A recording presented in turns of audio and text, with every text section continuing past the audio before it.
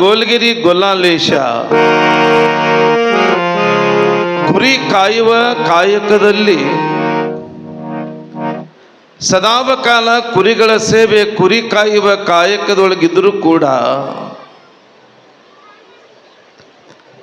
ಆ ಗೊಲ್ಲಾಳೇಶನಿಗೆ ಶ್ರೀಶೈಲಕ್ಕೆ ಹೋಗುವಂಥ ದಿಂಡಿಗಳನ್ನು ತಡೆದ ಒಂದಲ್ಲ ಎರಡಲ್ಲ 10 ದಿಂಡಿಗಳನ್ನು ತಡೆದ. ಯಾಕೆ ಹೋಗ್ತೀರಿ, ಎಲ್ಲಿಗೆ ಹೊರಟೀರಿ ಅಂತ ಕೇಳಿದಾಗ ಎಲ್ಲರೂ ಹೇಳಿದ್ರು ನಾವು ಶ್ರೀಶೈಲಕ್ಕೆ ಹೊರಟೀವಿ. ಶ್ರೀಶೈಲ ಮಲ್ಲಯ್ಯನ ಜಾತ್ರೆ ಅದ, ಜಾತ್ರೆಗೆ ಹೊರಟೀವಿ ಅಂದಾಗ ಮುಕ್ತ ಗೊಲ್ಲಾಳ ಶ್ರೀಶೈಲ ಅಂದ್ರೆ ಏನು, ಶ್ರೀಶೈಲ ಮಲ್ಲಯ್ಯ ಅಂದ್ರೆ ಏನು, ಆ ಲಿಂಗ ಅಂದ್ರೆ ಏನು ಅಂತ ಅವನಿಗೆ ಗೊತ್ತೇ ಇರಲಿಲ್ಲ. ಆ ಒಂದು ದಿಂಡಿ ಒಳಗ ಒಬ್ಬ ಜಂಗಮಾಮೂರ್ತಿ ನಂದಯ್ಯ ಅನ್ನುವಂಥ ಮಹಾಸ್ವಾಮೀಜಿ, ಅವನನ್ನ ಹೋಗಿ ಕೇಳ್ತಾನೆ ಗೊಲ್ಲಾಳ, ಯಪ್ಪ ಮಲ್ಲಿಕಾರ್ಜುನ, ಶ್ರೀಶೈಲ ಮಲ್ಲಿಕಾರ್ಜುನ ಲಿಂಗ ಅಂದ್ರೆ ಏನು, ಆ ಲಿಂಗವನ್ನ ಹೆಂಗಿರ್ತದ, ಆ ಲಿಂಗವನ್ನ ನೋಡ್ಬೇಕು ಅಂತ ಹೇಳಿ ಆ ಲಿಂಗ ನನಗ ಬೇಕು ಅಂತ ಬಯಸಿ ಹೊನ್ನಿನ ಮಗಿಯನ್ನೇ ಕೊಟ್ಟು ಕಳಿಸಿದಾನೆ ನಿನ್ನಿನ ದಿವಸ. ಹಾಗಾದ್ರೆ ಗೊಲ್ಲಾಳ ಆ ನಂದಯ್ಯ ಸ್ವಾಮಿಗಳಿಗೆ ಹೇಳ್ತಾನೆ, ನನ್ನ ಜೀವನ ಮುಕ್ತವಾಗಬೇಕು, ಈ ನಾಡಿಗೆ ಹುಟ್ಟಿ ಬಂದಿರುವಂತ ಹೆಣ್ಣಾಗಲಿ ಗಂಡಾಗಲಿ ಎಲ್ಲರ ಬದುಕು, ಎಲ್ಲರ ಜೀವನ ಇದು ಮುಕ್ತವಾಗಬೇಕು. ಮುಕ್ತ ಅಂದ್ರೆ ಕೇವಲ ಜೈಲಿನಿಂದ ಬಿಡುಗಡೆ ಆಗೋದು ಮುಕ್ತ ಅಲ್ಲ, ಸಾಲದಿಂದ ಮುಕ್ತನಾಗೋದು ಮುಕ್ತನಲ್ಲ, ರೋಗದಿಂದ ಮುಕ್ತನಾಗೋದು ಮುಕ್ತಿಯಲ್ಲ, ಇವತ್ತು ಋಣವನ್ನ ತೀರಿಸುವುದರಿಂದ ಮುಕ್ತನಲ್ಲ. ಹಾಗಾದ್ರೆ ಮನುಷ್ಯ ಹೇಗೆ ಮುಕ್ತನಾಗಬೇಕು? ಈ ಪ್ರಪಂಚದಲ್ಲಿ ಹುಟ್ಟಿ ಬಂದ ಮೇಲೆ ಹೆಣ್ಣಾಗಲಿ ಗಂಡಾಗಲಿ ನಮ್ಮೆಲ್ಲರ ಬದುಕು, ನಮ್ಮೆಲ್ಲರ ಜೀವನ ಮುಕ್ತವಾಗಬೇಕು. ಹಾಗಾದ್ರೆ ನಮ್ಮ ಬದುಕು ಆಗ್ಬೇಕಾಗಿತ್ತಂದ್ರೆ ಕಾಯಕ ಅನ್ನೋದು ಬಹಳ ಮುಖ್ಯವಾಗಿ ಬೇಕು. ನಮ್ಮ 12ನೇ ಶತಮಾನದಲ್ಲಿ ನಮ್ಮ ಶರಣರು ಒಂದು ಸಂದೇಶವನ್ನ ಕೊಟ್ಟಾರ, ಕಾಯಕವೇ ಕೈಲಾಸ. ಈ ಭೂಮಿಗೆ ಹುಟ್ಟಿ ಬಂದೇವಂದ್ರೆ ನಮ್ಮ ಕಾಯಕ ಇರಬೇಕು. ಕಾಯಕದೊಳಗನೆ ಪರಮಾತ್ಮನನ್ನ ಕಾಣುವಂತ ಬದುಕು ನಮ್ಮದಾಗಬೇಕು. ಇವತ್ತ ಹೆಣ್ಣಾಗಲಿ ಗಂಡಾಗಲಿ ನಾವು ದುಡಂಗಿಲ್ಲ, ಕಾಯಕವನ್ನ ಮಾಡಂಗಿಲ್ಲ. ಆದ್ರೆ ಇವತ್ತು ಗೊಲ್ಲಾಳೇಶ ಯಾವ ಕಾಯಕವನ್ನು ಮಾಡ್ತಾ ಇದ್ದಂದ್ರೆ ಕುರಿ ಕಾಯುವ ಕಾಯಕ, ಕುರಿ ಕಾಯುವ ಕಾಯಕ. ಆದ್ರೆ ಈ ಪ್ರಪಂಚದೊಳಗ 12ನೇ ಶತಮಾನದಲ್ಲಿ ಒಬ್ರಲ್ಲ ಇಬ್ರಲ್ಲ 770ಕ್ಕೂ ಹೆಚ್ಚು ಶಿವಶರಣರು ಕಾಯಕವನ್ನು ಮಾಡಿದ್ದಾರೆ. ಕಾಯಕದೊಳಗ ಭಗವಂತನನ್ನ ಕಂಡಾರ, ಕಾಯಕದೊಳಗ ಪರಮಾತ್ಮನನ್ನ ಕಂಡಾರ, ಕಾಯಕದೊಳಗ ಸುಖ ಕಂಡಾರ, ಕಾಯಕದೊಳಗ ಶಾಂತಿಯನ್ನ ಕಂಡಾರ.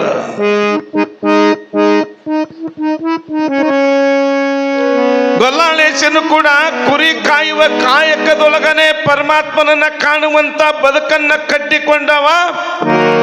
ಹಾಲು ಮತದ ವಂಶದಲ್ಲಿ ಹುಟ್ಟಿರುವಂತ ಗೊಲ್ಲಾಳೇಶ ಈ 12ನೇ ಶತಮಾನದೊಳಗ ಕಾಯಕವನ್ನ ಹೆಂಗ ಮಾಡ್ತಿದ್ರು ಅನ್ನೋದಕ್ಕ ಇಬ್ರು ಗಂಡ ಹೆಂಡತಿಯಾಗಿ ಹೋಗಿದ್ದಾರೆ. ಈ ನಾಡಿನೊಳಗ ಎಲ್ಲಿ ಹೋದ್ರು ಕೂಡ ಇಬ್ಬರೇ ಇರ್ತಾರ ಗಂಡ ಹೆಂಡತಿ, ಮತ್ತೆ ತಪ್ಪು ತಿಳ್ಕೊಳಕ್ ಹೋಗ್ಬೇಡ್ರಿ. ಆ ಇಬ್ರು ಗಂಡ ಹೆಂಡತಿ ಯಾರು ಅಂದ್ರ ಐದಕ್ಕಿ ಲಕ್ಕಮ್ಮ ಮಾರಯ್ಯ ಅನ್ನುವಂತ ಇಬ್ರು ದಂಪತಿಗಳು. ಕಲ್ಯಾಣದೊಳಗ ಎಲ್ಲ ಸಿರಿ ಸಂಪತ್ತು ಐಶ್ವರ್ಯವನ್ನ ತ್ಯಾಗ ಮಾಡಿ ಅರಮನೆ ಒಳಗ ಏನೂ ಸುಖ ಇಲ್ಲ, ಅರಿವಿನ ಮನೆ ಒಳಗ ಎಲ್ಲ ಸುಖ ಅಂತ ಭಾವಿಸಿ ಸಿರಿತನವನ್ನ ಬಿಟ್ಟು ಕಲ್ಯಾಣಕ್ಕೆ ಬಂದಿದ್ದ ಐದಕ್ಕಿ ಮಾರಯ್ಯ.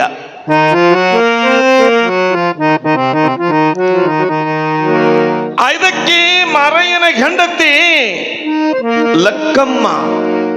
ಹೆಸರು ಎಷ್ಟು ಚಂದದ ನೋಡ್ರಿ, ಲಕ್ಕಮ್ಮ.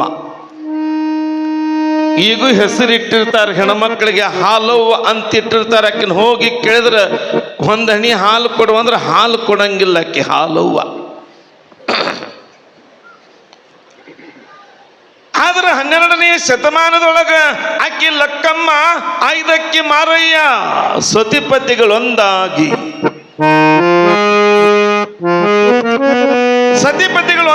ಕಲ್ಯಾಣದೊಳಗ ಕಾಯಕವನ್ನು ಮಾಡ್ತಾ ಇರುವ ಸಮಯದೊಳಗ ಹಾಗಾದ್ರೆ ಐದಕ್ಕಿ ಮಾರಯ್ಯನವರ ಕಾಯಕ ಯಾವುದು? ಅಣ್ಣ ಬಸವಣ್ಣನ ಅವರ ಮಹಾಮನೆಯ ಮುಂಭಾಗದಲ್ಲಿ ಕಲ್ಯಾಣದೊಳಗಿರುವಂತ ಎಲ್ಲ ಜಂಗಮರಿಗೆ ಜೋಳಿಗೆಗೆ ನೀಡುವ ಸಮಯದೊಳಗ ಅಕ್ಕಿಗಳು ಏನು ಕೆಳಗ ಬೀಳ್ತಾವಲ್ಲ, ಆ ಎಲ್ಲ ಅಕ್ಕಿಗಳನ್ನ ಆಯ್ದುಕೊಂಡು ಬರ್ತಿದ್ದ. ಜೋಳಿಗೆ ಕೈಯಾಗಿ ಹಿಡ್ಕೊಂಡು ಹೋಗಿ ಬಸವಣ್ಣವರ ಮಹಾಮನೆ ಮುಂಭಾಗದಲ್ಲಿ ಹೋಗಿ ಬಿದ್ದ ಅಕ್ಕಿಗಳನ್ನ ಆಯ್ದುಕೊಂಡು ಬಂದು ಮನಿ ಒಳಗ ಬಂದು ಹೆಂಡತಿಗೆ ಕೊಡುತ್ತಿದ್ದ. ಹೆಂಡತಿ ಗಂಡ ಮನೆಗೆ ಬರ್ತಾನಂದ್ರ ಬಾಗಲ ಮುಂದ ಕೈ ಒಳಗ ಚರಗಿ ಹಿಡ್ಕೊಂಡು ನಿಲ್ತಿದ್ಲಕ್ಕಿ. ಎದಕ್ಕೆ ಹೇಳ್ರಿ? ಪತಿ ಪಾದಕ್ಕೆ ನೀರು ಹಾಕಿ, ಪತಿ ಪಾದಕ್ಕೆ ನೀರು ಹಾಕಿ ಕೈ ಒಳಗ ಜೋಳಿಗೆ ಹಿಡ್ಕೊಂಡು ಜೋಳಿಗೆ ಒಳಗ ತಂದ ಅಕ್ಕಿಯನ್ನ ಪ್ರಸಾದವನ್ನು ಮಾಡಿ ಜಂಗಮ ಗಣರಾಧನೆ, ಜಂಗಮದಾಸ. ಹೀಗೆ ಒಂದಲ್ಲ ಎರಡಲ್ಲ 10-15 ವರ್ಷಗಳ ಕಾಲ ಐದಕ್ಕಿ ಮಾರಯ್ಯನವರ ಕಾಯಕ ನಿರಂತರವಾಗಿ ನಡೀತಾ ಇತ್ತು. ಒಮ್ಮೆ ಅಣ್ಣ ಬಸವಣ್ಣ ಇವರ ಕಾಯಕವನ್ನ ಪರೀಕ್ಷೆ ಮಾಡುವುದಕ್ಕಾಗಿ ಅಣ್ಣ ಬಸವಣ್ಣ ತನ್ನ ಮಹಾಮನೆಯ ಮುಂಭಾಗದಲ್ಲಿ ಒಂದು ದಿನ ಅಕ್ಕಿಗಳನ್ನ ಜಾಸ್ತಿ ಸುರಿವಿದ ಮಹಾಮನೆಯ ಮುಂಭಾಗದಲ್ಲಿ ಐದಕ್ಕಿ ಮಾರಯ್ಯನವರು ಬಸವಣ್ಣವರ ಮಹಾಮನೆ ಮುಂಭಾಗದಲ್ಲಿ ಅಕ್ಕಿಗಳು ಚೆಲ್ಲಿದಾವೆ. ಅವನ್ನೆಲ್ಲವನ್ನು ಕೂಡ ಆಯ್ದುಕೊಂಡ ಜೋಳಿಗೆ ಒಳಗ ನಿತ್ಯ ಆರಿಸಿದಂಗ ಒಂದಿಷ್ಟು ಜಾಸ್ತಿ ಆರಿಸಿದ. ಕರದೊಳಗ ಜೋಳಿಗೆಯನ್ನ ಹಿಡಿದು ಮನೆಗೆ ಬಂದ. ಲಕ್ಕಮ್ಮ ಕೈ ಒಳಗ ಚರಗಿ ನೀರು ತುಂಬಿ ಹಿಡ್ಕೊಂಡು ನಿಂತಿದ್ದಲ್ಲ, ಪತಿ ಪಾದಕ್ಕೆ ಹಾಕಿ ಜೋಳಿಗೆ ಕೈಯಾಗ ಇಸ್ಕೊಂಡ್ಲು. ಆದ್ರೆ ಎಂದಿನಂತೆ ಜೋಳಿಗೆ ಇರಲಿಲ್ಲ, ಅವತ್ತು ಭಾರವಾಗಿತ್ತು.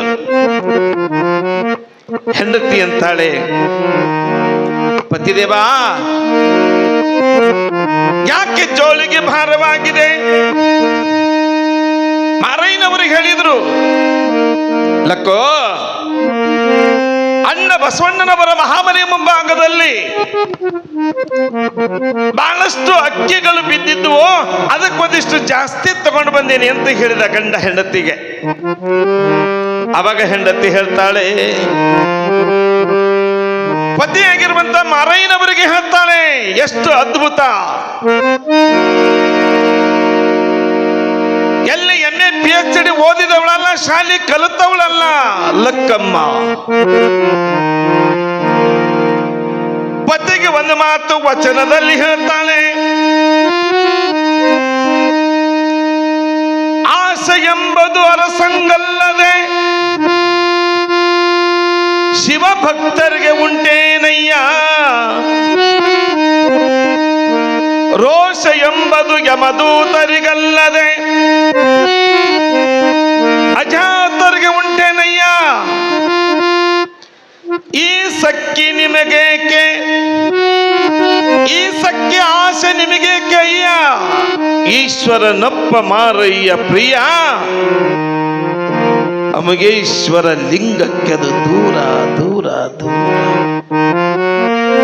ಒಬ್ಬ ಹೆಣ್ಮಗಳು, ಸಾಮಾನ್ಯ ಹೆಣ್ಮಗಳು, ಎಷ್ಟು ಅದ್ಭುತವಾಗಿರುವಂತ ವಚನವನ್ನು ಬರೀತಾಳೆ.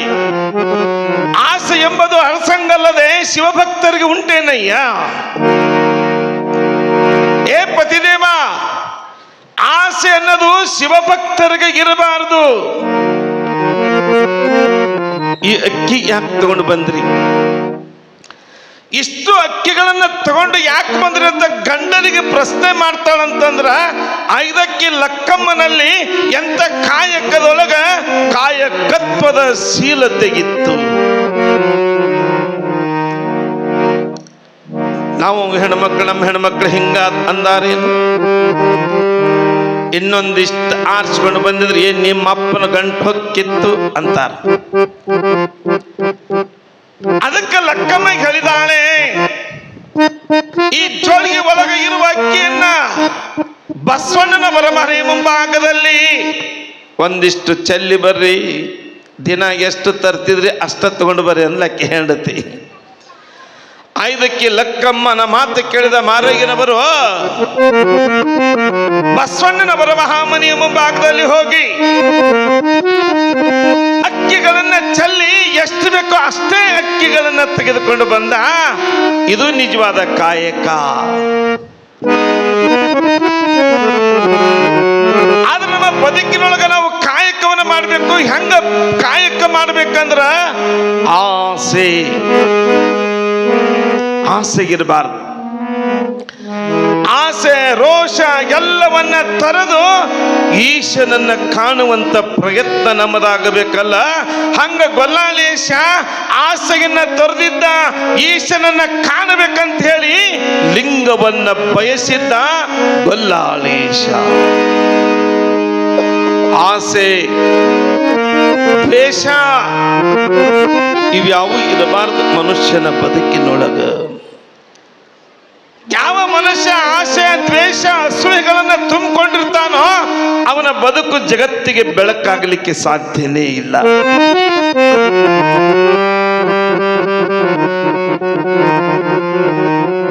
ಕೆಲವು ಮಂದಿ ದ್ವೇಷ ಸಾಧಿಸ್ತಾರ. ಕೆಲವು ಮಂದಿ ಹೆಂಗ ದ್ವೇಷ ಸಾಧಿಸ್ತಾರಂತಂದ್ರ, ಒಂದು ಉದಾಹರಣೆ ಹೇಳಿ ಮುಂದೆ ಹೋಗಿ ನಿಮ್ಮ ಪುರಾಣ ವಿಷಯಕ್ಕೆ. ಒಂದು ಕುಟುಂಬದಾಗ ಒಂದು ಮುದುಕಿತ್ತು, ಅತ್ತಿ. ಮತ್ತು ಅತ್ತಿ ಅದಾಳಂದ್ರೆ ಸ್ವಸ್ಥರು ಬರೋದ ಸಹಜ ಮನೆಗೆ. ಆಕೆ ಅತ್ತಿ ಬರೇ ಸೊಸಿ ಮೇಲೆ ದ್ವೇಷ ಅಸೂಹೆಗಳನ್ನ ಕಾಣ್ತಿದ್ಲು. ಒಂದು ದಿನ ಅತ್ತಿ ಏನು ಮಾಡಿದ್ಲು ಅಂದ್ರೆ, ಸೊಸಿನ ಕರಲ್ಲನು, ಸೊಸೆಯೇ ನಾನು ಈ ಪಲ್ಲಂಗದ ಮೇಲೆ ಕುಂತೇನಿ, ನಾನು ಈ ಪಲ್ಲಂಗದ ಮೇಲೆ ಕುಂತ್ರ ನೀ ಎಲ್ಲಿ ಕುಂದ್ರಕ್ಕೆ ಅಂತ ಅತ್ತಿ ಸೊಸಿನ ಕೇಳಿದ್ಲು. ಸೊಸಿ ಅಂದ್ಲು, ಅತ್ತೆವ ನೀವು ಪಲ್ಲಂಗದ ಮೇಲೆ ಕುಂತಿದ್ದ ಕರೆ ಆಗ್ತದ, ನಾ ಕುರ್ಚಿನ ಮೇಲೆ ಕುಂದಿರ್ತೇನೆ ಅಂದ್ಲಂತಾಕಿ. ಅವಾಗ ಅತ್ತೆ ಅಂದಂತ, ನಾನಾ ಕುರ್ಚಿ ಮೇಲೆ ಕುಂತ ನೀ ಎಲ್ಲಿ ಕುಂದ್ರಾಕಿ, ನೀ ಕುರ್ಚಿ ಮೇಲೆ ಕುಂತಿದ್ದ ಕರೆ ಆಗ್ತಂದ್ರೆ ನಾನು ನೆಲದ ಮೇಲೆ ಚಾಪಿ ಹಾಸ್ಕೊಂಡು ಕುಂದಿರ್ತೇನೆ ಅಂದ್ಲಕ್ಕಿ ಸೊಸಿ. ಅತ್ಯಂತ ನಾನಾ ಚಾಪಿ ಮೇಲೆ ಕುಂತ್ರ ನೀ ಎಲ್ಲಿ ಕುಂದ್ರಾಕಿ, ನೀ ಚಾಪಿ ಮೇಲೆ ಕುಂತಿದ್ದ ಕರೆ ಆತರ ನೆಲದ ಮೇಲೆ ಕುಂದಿರ್ತೀನಿ ಅಲ್ಲಂತಾಕಿ. ಇಷ್ಟಕ್ಕರ ಬಿಡ್ಬೇಕಿಲ್ರಿ ಬೇಬರ್ಸಿ ಹತ್ತಿ. ನಾನಾ ನೆಲದ ಮೇಲೆ ಕುಂದ್ರ ನೀ ಎಲ್ಲಿ ಕುಂದ್ರಾಕಿ ಅನ್ಲಕ್ಕಿ. ಅತ್ತೆವ ನೀ ನೆಲ ಮೇಲೆ ಕುಂತಿದ್ದ ಕರೆ ಆತಂದ್ರೆ ನೀನು ಬುಡಕ್ಕೊಂದು ಸಣ್ಣದ ತೆಗೆದು ಆ ತೆಗ್ನ್ಯಾಗ ಕುಂದಿರ್ತೀನಿ ಅಂದ್ಲ ಹಾಕಿ ಸೊಸಿ. ಇಷ್ಟಕ್ಕರ ಬಿಡ್ಬೇಕು ಬ್ಯಾಡ್ರಿ. ನಾನ ತೆಗ್ಗಿನ ಕುಂದ್ರ ನೀ ಎಲ್ಲಿ ಕುಂದ್ರಕ್ಕೆ ಅಂದಾಗ ಸೊಸಿ ಭಾಳ ಚಲೋ ಉತ್ತರ ಹೇಳ್ತಾಳ. ಅತ್ತೆವ ನೀ ತೆಗ್ನ್ಯಾಗ ಕುಂತಿದ್ದ ಕರೆ ಆತಂದ್ರ 6 ಅಡಿ 3 ಅಡಿ ತೆಗಿಸಿ ಆ ತೆಗ್ಗಿನೊಳಗ ನಿನ್ನ ಕುಂದರಿಸಿ ಮಣ್ಣು ಹಾಕಿ ಅದ್ರ ಮೇಲೆ ಒಂದು ಕಲ್ಲಿಟ್ಟು ಆ ಕಲ್ಲಿನ ಮ್ಯಾಲ ನಾ ಕುಂದಿರ್ತೇನೆ ಅಲ್ಲಂತಿಕೆ ಸೊಸಿ. ಬೇಕಾಗಿತ್ತ ಇದಕ್ಕೆ? ಆದ್ರೆ ಮನುಷ್ಯರ ಬದುಕಿನೊಳಗ ನಮಗ ದ್ವೇಷ, ಆಸೆ. ಅದಕ್ಕೆ 12ನೇ ಶತಮಾನದಲ್ಲಿ ಆಗಿ ಹೋಗಿರುವಂತ ಐದಕ್ಕಿ ಮಾರಯ್ಯ, ಐದಕ್ಕಿ ಲಕ್ಕಮ್ಮ ಹೆಂಗ ಕಾಯಕವನ್ನು ಮಾಡಿದ್ರು ಅಂದ್ರ, ಕಾಯಕದೊಳಗನೆ ಪರಮಾತ್ಮನನ್ನ ಕಂಡವರು 12ನೇ ಶತಮಾನದಲ್ಲಿ. ಹಾಗೇನೆ ಚರಿತ್ರ ನಾಯಕ ಕಥಾನಾಯಕನಾಗಿರುವಂತಹ ಗೊಲ್ಲಾಳೇಶ ನನ್ನ ಬದುಕು ಮುಕ್ತವಾಗಬೇಕು, ನನ್ನ ಜೀವನ ಮುಕ್ತವಾಗಬೇಕು ಅಂತ ಹೇಳಿ ಶ್ರೀಶೈಲ ಮಲ್ಲಿನಾಥನ ಜಾತ್ರೆಗೆ ಹೋಗುವಂತ ದಿಂಡಿಗಳನ್ನ ಮಾತನಾಡಿಸಿ ನಂದಯ್ಯ ಸ್ವಾಮಿಗಳಿಗೆ ಬಂಗಾರದ ಮಗಿಯನ್ನೇ ಜೋಳಿಗೆ ಒಳಗೆ ಇರಿಸಿ ಕಳಿಸಿದ್ದ. ನನಗೊಂದು ಲಿಂಗ ಬೇಕು ಅಂತ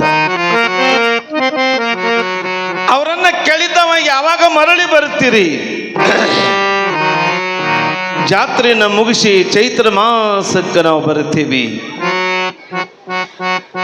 ಅವಾಗ ಒಂದು ತಿಂಗಳ ಗತಿಸಿರುವಂತಹ ಸಮಯದೊಳಗ ಗೊಲ್ಲಾಳೇಶ ಅಂತಾನ ಶ್ರೀಶೈಲ ಮಲ್ಲಿನಾಥನ ಜಾತ್ರೆ ಮುಗಿತಾ ಬಂತು. ಇವತ್ತು ನಂದಯ್ಯ ಸ್ವಾಮಿಗಳು ನನಗೆ ಲಿಂಗವನ್ನು ತಗೊಂಡು ಬರ್ತಾರಂತ ತನ್ನ ಕುರಿ ಹಟ್ಟಿಯ ಮಧ್ಯದಲ್ಲಿ ಕಾಯ್ತಾ ಕುತ್ಕೊಂಡ. ಆ ಶ್ರೀಶೈಲದ ಕಡೆಗೆ ಬರುವ ಮಾರ್ಗದಲ್ಲಿ ಅಲ್ಲಿ ಬರುವ ಜನಗಳನ್ನ ನೋಡ್ತಾ ನೋಡ್ತಾ ಕುತ್ಕೊಂಡಿದ್ದ ಗೊಲ್ಲಾಳೇಶ. ಒಂದಲ್ಲ, ಎರಡಲ್ಲ, ಮೂರಲ್ಲ, ನಾಲ್ಕಲ್ಲ, 16 ದಿನಗಳ ಕಾಲ ಆ ಶ್ರೀಶೈಲ ದಾರಿಯನ್ನೇ ನೋಡ್ತಾ ಕುತ್ಕೊಂಡಿರುವ ಗೊಲ್ಲಾಳೇಶ 16 ದಿಂಡಿಗಳು ಬಂದು ಅದರೊಳಗ ನಂದಯ್ಯ ಸ್ವಾಮಿ ಕಾಣಲಿಲ್ಲ. ಗೊಲ್ಲಾಳೇಶ ನೋಡ್ತಾ ಇದ್ದ ಬಹುದೂರದಿಂದ ನಂದಯ್ಯ ಸ್ವಾಮಿಗಳು ಕುಂಟುತ್ತಾ ಬರುವುದನ್ನ ಗೊಲ್ಲಾಳೇಶ ನೋಡಿ ಅಂತಾನೆ, ನನ್ನ ಜಂಗಮ ಬಹುದೂರದಲ್ಲಿ ಬರ್ತಾ ಇದ್ದಾನೆ, ನಾನು ಓಡೋಡಿ ಹೋಗಿ ಲಿಂಗವನ್ನ ಪಡಿಬೇಕು, ಲಿಂಗ ಹೇಗದ ನೋಡ್ಬೇಕು ಅಂತ ತಬಕ.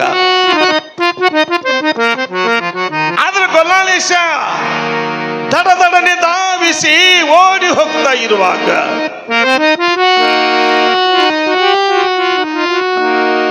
ಸಮೀಪದಲ್ಲಿ ನಂದಯ್ಯ ಸ್ವಾಮಿಗಳು ಗೊಲ್ಲಾಳೇಶನನ್ನ ಕಂಡ್ರು. ನೆನಪಾಯ್ತು, ಅಯ್ಯೋ ಮುಗ್ಧ ಗೊಲ್ಲಾಳ, ಈ ಮುಗ್ಧ ಗೊಲ್ಲಾಳೇಶ ಲಿಂಗ ತರಲಿಕ್ಕೆ ಹೇಳಿದ್ದ, ಶ್ರೀಶೈಲ ಮಲ್ಲಿನಾಥನ ಲಿಂಗವನ್ನು ತರುವಂತೆ ಹೇಳಿದ್ದ. ನಾನು ಮರ್ತು ಬಂದೆ ಅಂತ ಹೇಳಿ ಓಡೋಡಿ ಬರುವ ಗೊಲ್ಲಾಳನ್ನ ನೋಡಿ ನಂದಯ್ಯ ಸ್ವಾಮೀಜಿ ಏನ್ ಮಾಡಬೇಕು, ಲಿಂಗವನ್ನೇ ತಂದಿಲ್ಲ, ಏನ್ ಹೇಳೋದು? ಆ ಹುಡುಗನನ್ನ ಹೇಗೆ ಸಮಾಧಾನ ಪಡಿಸೋದಂತ ಹೇಳಿ ನಂದಯ್ಯ ಸ್ವಾಮಿಗಳು ಕೆಳಗಡೆ ನೋಡಿದ್ರು. ಅಲ್ಲೊಂದು ಕುರಿ ಹಿಕ್ಕಿ ಬಿದ್ದಿತ್ತು. ಅವನು ಮೊದಲೇ ಕುರುಬ, ಅವನಿಗೆ ಏನು ತಿಳುವಳಿಕಿಲ್ಲ, ಲಿಂಗ ಅಂದ್ರೆ ಗೊತ್ತಿಲ್ಲ, ಲಿಂಗನೇ ನೋಡಿಲ್ಲ.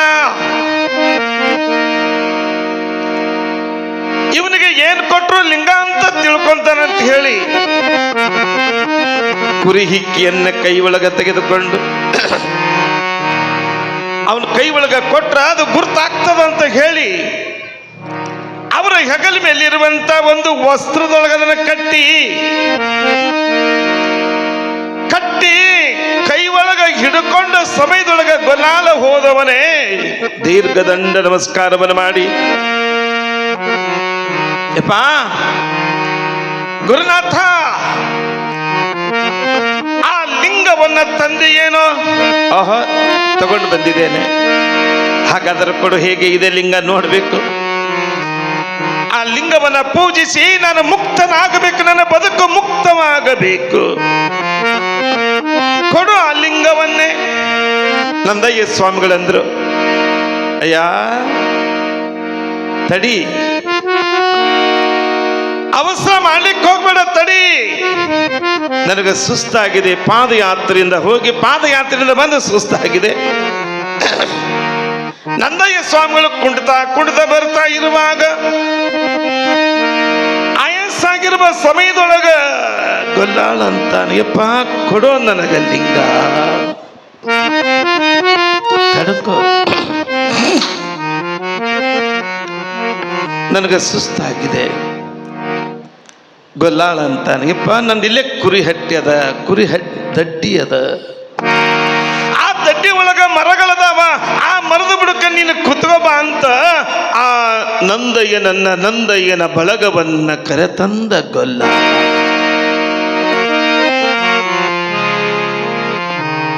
ಈಗಲಾದರೂ ಕೊಡು ಅಂದ. ಇಲ್ಲ ಇಲ್ಲ, ಈ ಲಿಂಗ ಅಂದ್ರೆ ಅಂತಿಂತ ಲಿಂಗ ಅಲ್ಲ, ಇದನ್ನ ಹಂಗ ಕೊಡಂಗಿಲ್ಲ. ಇದು ಅಂತರಂಗದಿಂದ ನೋಡುವಂತ ಲಿಂಗ. ಆ ನಂದಯ್ಯನವರು ಆ ಗೊಲ್ಲಾಳೇಶನಿಗೆ ಉಪದೇಶವನ್ನು ಮಾಡ್ತಾರೆ, ಲಿಂಗದ ಬಗ್ಗೆ ಮಹತ್ವವನ್ನು ಹೇಳ್ತಾರೆ. ಲಿಂಗದ ಬಗ್ಗೆ ಮಹತ್ವ.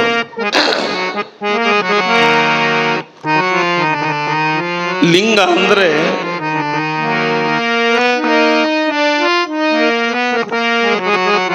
ಎಷ್ಟು ಮಂದಿ ಎದಿ ಮೇಲೆ ಲಿಂಗ ಅದಾವ? ಕೈ ಎತ್ತರ ನೋಡೋಣ, ಯಾರು ಎದಿ ಮೇಲೆ ಲಿಂಗ ಅದಾವ? ಹೆಸರಿಗೆ ನಾವು ಲಿಂಗ ಆಯ್ತರು, ಎದಿ ಮೇಲೆ ಒಟ್ಟ ಲಿಂಗ ಇಲ್ಲ. ಕೆಲವು ಕೊಳ್ಳಾಗ ಅದಾವ, ಹೆಣ್ಮಕ್ಳು ಕೊಳ್ಳಾಗ, ಗಂಡ್ಮಕ್ಳು ಕೊಳ್ಳಾಗ ಅವು ಟಜೂರಿ ಆಗ್ಯಾವ. ಅವು ನೋಟ್ ಇಟ್ಕೊಳಕತ್ಯಾರ ಅದ್ರೊಳಗೆ. ನಂದಯ್ಯ ಸ್ವಾಮಿಗಳು ಗೊಲ್ಲಾಳೇಶ್ವರಿಗೆ ಹೇಳ್ತಾರೆ, ಇಷ್ಟಲಿಂಗ ಇದು ಜಾತಿಯ ಸಂಕೇತವಲ್ಲ. ಇಷ್ಟಲಿಂಗ ಇದು ಜಾತಿಯ ಸಂಕೇತವಲ್ಲ, ಇದು ಜ್ಯೋತಿಯ ಸಂಕೇತ ಅನ್ನುವಂಥದ್ದನ್ನ ಇವತ್ತು ನಂದಯ್ಯ ಸ್ವಾಮಿಗಳು ಲಿಂಗದ ಬಗ್ಗೆ ಹೇಳಿ. ಇಷ್ಟಲಿಂಗವು ಮತದ ಸಂಕೇತವಲ್ಲ, ಮಾನವೀಯತೆಯ ಸಂಕೇತ. ಇಷ್ಟಲಿಂಗವು ಕೆಲವು ಯೋಗಗಳ ಸಂಬಂಧವಲ್ಲ, ದೃಷ್ಟಿ ಯೋಗದ ಅನುಬಂಧ. ಇಷ್ಟಲಿಂಗವು ಸ್ಥಾವರ ಪ್ರತೀಕವಲ್ಲ, ಸಾಧನೆಯ ತತ್ವ ನೋಡ. ಲಿಂಗವನ್ನ ಧರಿಸಬೇಕೆಲ್ಲರೂ. ಲಿಂಗದಲ್ಲಿ ಎಷ್ಟು ಮಹತ್ವ ಅದ ಅಂದ್ರ, ಅಣ್ಣ ಬಸವಣ್ಣ ಹೇಳ್ತಾನೆ, ಜಗದಗಲ ಮಿಗಿಯಗಲ ನಿಮ್ಮಗಲ, ಪಾತಾಳದಿಂದ ಅತ್ತತ್ತ ನಿಮ್ಮ ಶ್ರೀಚರಣ, ಬ್ರಹ್ಮಾಂಡದಿಂದ ಅತ್ತತ್ತ ನಿಮ್ಮ ಶ್ರೀಮಣಿ ಮುಕುಟ. ಅಗೊಮ್ಮೆ ಅಗೋಚರ ಪ್ರತಿಮ ಲಿಂಗವೇ, ನೀವೆನ್ನ ಕರಸ್ಥಳಕ್ಕೆ ಬಂದ ಚುಡುಕಾದಿರಿ. ಸಾಧನೆಗೆ ಒಂದು ಲಿಂಗ. 12ನೇ ಶತಮಾನದಲ್ಲಿ ಮುಗ್ಧ ಸಂಗಯ್ಯ ಅಂತ ಹೋಗಿದ್ದಾನೆ. 10 ನಿಮಿಷದೊಳಗೆ ಹೇಳಿ ಮುಗಿಸ್ತೇನೆ. ಮುಗ್ಧ ಸಂಗಯ್ಯ, ಆ ಮುಗ್ಧ ಸಂಗಯ್ಯ ಅಣ್ಣ ಬಸವಣ್ಣನವರ ಮಹಾಮನಿ ಒಳಗ ಬಸವಣ್ಣವರಿಗೆ ಲಿಂಗ ಪೂಜೆಗೆ ವ್ಯವಸ್ಥೆ. ಗಂಗಾಂಬಿಕೆ ನೀಲಾಂಬಿಕೆ ಏನೇ ಕೆಲಸ ಕಾರ್ಯಗಳನ್ನು ಹೇಳಿದರೆ ಮಾಡೋದು. ಬಸವಣ್ಣನವರಿಗೆ ಲಿಂಗ ಪೂಜೆಗೆ ಎಲ್ಲ ವ್ಯವಸ್ಥೆಯನ್ನು ಮಾಡಿಕೊಂಡು ಹೀಗೆ ಜೀವನವನ್ನು ಕಳೀತಾ ಇದ್ದ ಯಾವ ಮುಗ್ಧ ಸಂಗಯ್ಯ. ಆ ಮುಗ್ಧ ಸಂಗಯ್ಯ ಒಂದು ದಿವಸ ಅಲ್ಲಿ ಅಣ್ಣ ಬಸವಣ್ಣನವರ ಮಹಾಮನೆಗೆ ಜಂಗಮರೆಲ್ಲರೂ ಪ್ರಸಾದಕ್ಕೆ ಬರ್ತಿದ್ರು. ಅಣ್ಣ ಬಸವಣ್ಣ ಕಾಣಿಕೆಯನ್ನು ಕೊಡ್ತಾ ಇದ್ದ ಜಂಗಮರಿಗೆ. ಹೀಗೆ ನಡೀತಾ ಇರುವ ಸಮಯದೊಳಗೆ ಒಂದು ದಿವಸ ಮುಗ್ಧ ಸಂಗಯ್ಯ ಬಸವಣ್ಣವರಿಗೆ ಹೂವು ಪತ್ರಿ ತರುವುದಕ್ಕಾಗಿ ತೋಟದ ಕಡೆಗೆ ಹೊರಡುವ ಸಮಯದೊಳಗ ಕಲ್ಯಾಣದ ಬೀದಿ ಒಳಗ ಜಂಗಮರು ಮಾತನಾಡ್ತಾ ಇದ್ರು. ಆ ಜಂಗಮರು ಮಾತನಾಡ್ತಾ ಇದ್ದಾರೆ, ಈ ಕಲ್ಯಾಣದೊಳಗನೆ ಅಲ್ಲಿ ಎಲ್ಲ ವೇಶ್ಯೆಯರ ಬಗ್ಗೆ ಮಾತನಾಡುವ ಸಮಯದಲ್ಲಿ ಮುಗ್ಧ ಸಂಗಯ್ಯ ಅದನ್ನೆಲ್ಲ ಕೇಳಿಸಿಕೊಂಡ. ಅಣ್ಣ ಬಸವಣ್ಣವ್ರ ಹತ್ರ ಬರ್ತಾನೆ. ಬಸವಣ್ಣ, ಏ ಬಸವಣ್ಣ, ನಾನು ಕೂಡ ವೇಶ್ಯರ ಮನೆಗೆ ಹೋಗಿ ಬರಬೇಕು ಅಂದಾಗನ ಅಣ್ಣ ಬಸವಣ್ಣ ಅವರು ಹೇಳಿದರು, ಏನೋ ಮುಗ್ಧ ಸಂಗಯ್ಯ, ಗಂಗಾಂಬಿಕೆಯನ್ನ ನೀಲಾಂಬಿಕೆಯನ್ನ ಕರೆದು ಬಸವಣ್ಣ ಹೇಳ್ತಾನೆ, ಇವನನ್ನ ತಯಾರು ಮಾಡಿ ಕಳಿಸಿಕೊಡ್ರಿ. ಆ ಮುಕ್ತ ಸಂಗಯ್ಯನನ್ನ ದೋತ್ರ ಉಡಿಸಿದ್ದಾರೆ, ಕೋಟ್ ಹಾಕಿಸಿ ಬಡ್ಗ ಸುತ್ತಿಸಿ ಕಳಿಸಿದ್ದಾರೆ. ಬಸವಣ್ಣ ಒಬ್ಬ ಶರಣನನ್ನ ಕೊಟ್ಟು ಕಳಿಸಿರು. ಮುಕ್ತ ಸಂಗಯ್ಯ ಹೋಗಿದ್ದಾನೆ. ಎಲ್ಲಿಗೆ? ವೇಶ್ಯರ ಮನೆಗೆ ಹೋಗಿರುವ ಸಂದರ್ಭದಲ್ಲಿ ಯಾವಾಗ ಹೆಣ್ಮಗಳು ನೋಡಿ ಈ ಮುಕ್ತ ಸಂಗಯ್ಯನನ್ನ ಕರೀತಾಳೆ. ಮುಕ್ತ ಸಂಗಯ್ಯ ನೋಡಿದ ಹೆಣ್ಮಗಳನ್ನ ಆಕೆ ಕೊಳ್ಳಾಗಿರುವಂತಹ ಬಂಗಾರದ ದಾಗಿನಗಳನ್ನ ನೋಡಿವ ಅಂತಾನೆ, ಅವು ಕೆಂಪಗದವ, ನನ್ನ ಕೊರಳೊಳಗಿರುವಂತ ರುದ್ರಾಕ್ಷಿ ಕರ್ರಗದಾವ. ಕೊನೆಗೆ ಹೀಗಿರುವ ಸಮಯದಲ್ಲಿ ಮುಕ್ತ ಸಂಗಯ್ಯಂದ, ಯವಾ ಏ ಯವಾ, ನನಗೆ ಲಿಂಗ ಪೂಜೆ ಮಾಡಿಕೊಡ್ಬೇಕು. ಈಕೆಂದು ಇದೇನು ಗಿರಾಕಿ ಅಂದ ಹಾಕಿ ಹೆಣ್ಮಗಳು ಒಳಗಡೆ ಕರ್ಕೊಂಡು ಹೋದ್ಲು. ಮಂಚಕ್ಕೆ ಹೂವಿನ ಅಲಂಕಾರ. ಅಯ್ಯೋ, ಎಷ್ಟು ಹೂವಿನ ಅಲಂಕಾರವನ್ನು ಮಾಡಿದಾಳೆ. ನಮ್ಮಪ್ಪ ಬಸವಣ್ಣವರಿಗೆ ಲಿಂಗ ಪೂಜೆಗೆ ಬಹಳ ಯೋಗ್ಯವಾಗಿರುವ ಸ್ಥಳ ಅಂತ ಹೇಳಿ ತಾನೇ ಮುಕ್ತ ಸಂಘದಲ್ಲಿ ಕುತ್ಕೊಂಡು ಲಿಂಗ ಪೂಜೆಗೆ ಸಿದ್ಧನಾಗಿದ್ದಾನೆ. ಅಮ್ಮ, ಒಂದಿಷ್ಟು ನೀರು ಕೊಡು, ವಿಭೂತಿ ಕೊಡು, ಧೂಪ ದೀಪಗಳನ್ನ ಇಡು, ಎಲ್ಲವನ್ನ ವ್ಯವಸ್ಥೆ ಮಾಡಿದ್. ಇದು ಏನೋ ಹೆಣ್ಮಗಳಂತಾಳೆ, ನನ್ನ ಪರಿವರ್ತನೆ ಆಗೋ ಕಾಲ ಇರಬಹುದು ಅಂತ ಹೇಳಿ ಆ ಹೆಣ್ಮಗಳು ವಿಚಾರವನ್ನು ಮಾಡಿ ಅಕ್ಕಿ ಏನು ಮಾಡಿದ, ಎಲ್ಲ ಪೂಜೆಗೆ ವ್ಯವಸ್ಥೆಯನ್ನು ಮಾಡಿದ ಮೇಲೆ ಅವಾಗ ಮುಕ್ತ ಸಂಗಯ್ಯ ಇಡೀ ಹಗಲು ರಾತ್ರಿಯಲ್ಲಿ ಅಂಗದೊಳಗ ಲಿಂಗವನ್ನು ಇಟ್ಕೊಂಡು ಆ ಮಂಚದ ಮೇಲೆ ಕಣ್ಣು ಮುಚ್ಚಿ ಧ್ಯಾನಕ್ಕೆ ಕೂತ್ಕೊಂಡ್ರ ತನ್ನನ್ನ ತಾನು ಮರೆತಿದ್ದ ಯಾವ ಮುಕ್ತ ಸಂಗಯ್ಯ ಬೆಳಗ ಹರಿದ ಮೇಲೆ ಎಚ್ಚರವಾಯಿತು. ನನ್ನಪ್ಪ ಬಸವಣ್ಣನವರಿಗೆ ಅಕ್ಕಿ ಹೆಣ್ಮಗಳಿಗೆಲ್ಲ ತನ್ನ ಬಳಗವನ್ನ 500ಕ್ಕೂ ಹೆಚ್ಚು ಎಲ್ಲ ತನ್ನ ಬಳಗವನ್ನ ಕರೆಸಿದ್ಲು. ಮುಕ್ತ ಸಂಗಯ್ಯನ ಪೂಜೆಯನ್ನ ತೋರಿಸಿದ್ಲು. ದೇಹದ ತುಂಬ ವಿಭೂತಿ, ಕೊರಳೊಳಗ ರುದ್ರಾಕ್ಷಿ ಲಿಂಗವನ್ನ ಕಂಡ ಆ ಹೆಣ್ಮಕ್ಕಳು ಅವರು ಕೂಡ ಈ ಬತ್ತಿ ಹಚ್ಕೊಳ್ಳಕತ್ತಿದ್ರು. ಮುಕ್ತ ಸಂಗಯ್ಯ ಅಪ್ಪ ಬಸವಣ್ಣನವರ ಕಾಯಕಕ್ಕೆ ಹೊತ್ತಾಗ್ತದಂತ ಬಂದ್ಬಿಟ್ಟ ಕಲ್ಯಾಣಕ್ಕೆ. ಬಸವಣ್ಣವ್ರ ಹತ್ರ ಬಂದ, ಯಪ್ಪ ಬಸವಣ್ಣ, ನೀನು ಬರ್ಬೇಕಾಗಿತ್ತು. ಏನ್ ಸುಖ, ನೀನು ಬರ್ಬೇಕಾಗಿತ್ತಂತ ಬಸವಣ್ಣವರಿಗೆ ಹೇಳಕತ್ತಾನ. ಒಳಗ ಅಷ್ಟೊಳಗ ಕಲ್ಯಾಣದೊಳಗಿರುವಂತ 100 ಹೆಣ್ಣು ಮಕ್ಕಳು ಬಸವಣ್ಣವರ ಮಹಾಮನೆಯ ಮುಂಭಾಗದಲ್ಲಿ ಬಂದು ನಿಂತಿದ್ದಾರೆ. ಹಡಪದ ಅಪ್ಪಣ್ಣ ಬಂದ. ಹಡಪದ ಅಪ್ಪಣ್ಣ ಬಂದು ಬಸವಣ್ಣವರಿಗೆ ಹೇಳ್ತಾನೆ, ಘಾತವಾಯಿತು ಬಸವಣ್ಣ, ಘಾತವಾಯಿತು. ಏನು? ಮುಕ್ತ ಸಂಗಯ್ಯ ಹೋಗಿರುವುದರಿಂದ ಎಲ್ಲ ಹೆಣ್ಮಕ್ಕಳನ್ನ ಮಹಾಮನೆ ಮುಂದೆ ಬಂದು ನಿಂತಾರೋ 200ಕ್ಕೂ ಹೆಚ್ಚು ಜನ ಮಹಿಳೆಯರು. ಬಸವಣ್ಣವ್ರು ಹೊರಗೆ ಬಂದರು. ಎಲ್ಲ ತಾಯಂದಿರನ್ನ ನೋಡಿ, ಹಣಿ ಮೇಲಿರುವ ವಿಭೂತಿಯನ್ನ ನೋಡಿ ಬಸವಣ್ಣವ್ರು ಹೇಳಿದ್ರು, ಯವ್ವ, ಕಲ್ಯಾಣದ ತಾಯಂದಿರಿಗೆ ಶರಣು ಶರಣಾರ್ಥಿ ಅಂದ ಬಸವಣ್ಣ. ಆ ಹೆಣ್ಮಕ್ಳಂದರು, ನಮಗೆ ಅವ್ವ ಅಂದವರು ಇಲ್ಲ.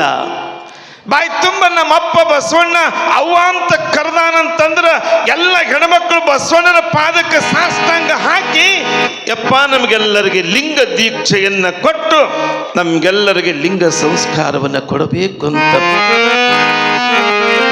ಒಬ್ಬ ಮುಕ್ತ ಸಂಗಯ್ಯನಿಂದ ಒಂದು ಲಿಂಗದಿಂದ ಇಷ್ಟೆಲ್ಲ ಪರಿವರ್ತನೆ.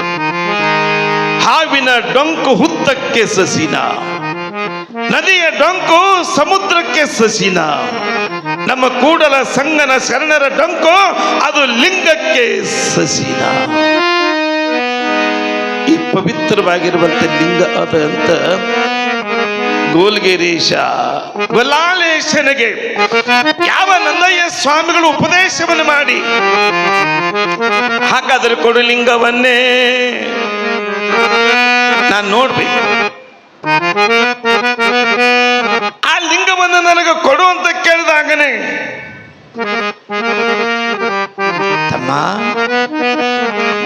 ಗೊಲ್ಲಾಳೇಶ, ನೀ ಏನು ಕುರಿ ಹಟ್ಟಿ ಒಳಗ ಕುರಿ ಹಿಕ್ಕಿ ಹಾಕಿ ಅಲ್ಲ, ಆ ತಿಪ್ಪಿ ಏನದ, ಆ ತಿಪ್ಪಿ ಪಕ್ಕದಲ್ಲಿ ಒಂದು ದೊಡ್ಡದೊಂದು ತಗ್ಗು ತೆಗಿ.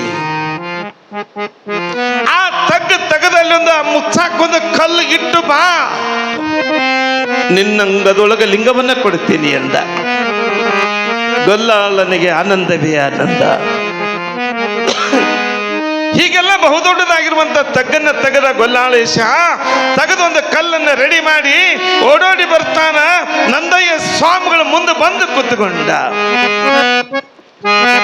ಯಪ್ಪ, ತಗ್ಗು ತೆಗೆದೇನಿ, ಆಯ್ತು.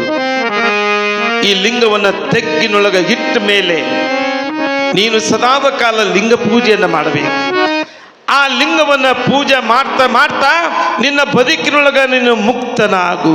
ಮುಕ್ತ ಅಂದ್ರ ಜೈಲಿನಿಂದ ಮುಕ್ತನಾಗುವುದಲ್ಲ, ಸಾಲದಿಂದ ಮುಕ್ತನಾಗುವುದಿಲ್ಲ, ರೋಗದಿಂದ ಮುಕ್ತನಾಗುವುದಲ್ಲ, ಋಣ ತೀರಿಸಿ ಮುಕ್ತನಾಗುವುದಲ್ಲ.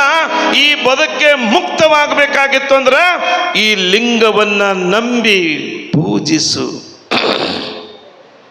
ಕಣ್ಣು ಮುಚ್ಚಿದ ಮೇಲೆ ಕೈ ಒಳಗ ನಂದಯ್ಯ ಸ್ವಾಮಿಗಳು ಅದೇನು ಕುರಿ ಹಿಕ್ಕಿ ಬಟ್ಟಿ ಒಳಗ ಕಟ್ಕೊಂಡು ಬಂದಿದ್ರಲ್ಲ, ಅದನ್ನ ಕೊಟ್ಟ. ಅದನ್ನು ತಗೊಂಡೋಗಿ ತೆಗ್ಗಿನೊಳಗ ಇಟ್ಟ ಮ್ಯಾಲ ಕಲ್ಲು ಮುಚ್ಚಿ ಸದಾವ ಕಾಲ ಗುರುವಿಗೆ ಕಾಣಿಕೆಯನ್ನ ಕೊಟ್ಟು, ಗೊಲ್ಲಾಳೇಶ, ಯಪ್ಪ, ನನ್ನ ಮನಸ್ಸಿನ ಆಸೆಯನ್ನ, ನನ್ನ ಕನಸಿನ ಆಸೆಯನ್ನ ಈಡೇರಿಸಿದ ಮಹಾನುಭಾವ, ಕೈ ತುಂಬ ಕಾಣಿಕೆಯನ್ನು ಕೊಟ್ಟು ನಂದಯ್ಯ ಸ್ವಾಮಿಗಳಿಗೆ ಸಾಷ್ಟಾಂಗ ಹಾಕ್ತಾನ. ನಂದಯ್ಯ ಸ್ವಾಮಿಗಳು ನಿತ್ಯ ನಿತ್ಯ ನಿತ್ಯ ನೀನು ಪೂಜೆ ಮಾಡ್ತಾ ಮಾಡ್ತಾ ಹೋಗು. ಈ ಕಾಡಿನೊಳಗ ಬೆಳೆದ ಹೂವನ್ನ ಪತ್ರಿಯನ್ನ ತಂದು ಸದಾವಕಾಲ ಷೋಡಶೋಪಚಾರ ಮಂತ್ರಗಳಿಂದ ನೀನು ಪೂಜಿಸಬೇಕು ಅಂಥೇಳಿ ಆ ಲಿಂಗದ ಮಹತ್ವನ್ನೆಲ್ಲ ತಿಳಿಸಿ ಇವತ್ತು ಗೊಲ್ಲಾಳೇಶ್ವರನಿಗೆ ಕುರಿ ಹಿಕ್ಕಿಯನ್ನೇ ಲಿಂಗ ಅಂತ ಕೊಟ್ಟು ಅದನ್ನೇ ನಿತ್ಯ ಗೊಲ್ಲಾಳೇಶ ಪೂಜೆಯನ್ನು ಮಾಡ್ತಾ ಹೋಗ್ತಾ ಇದ್ದಾನೆ.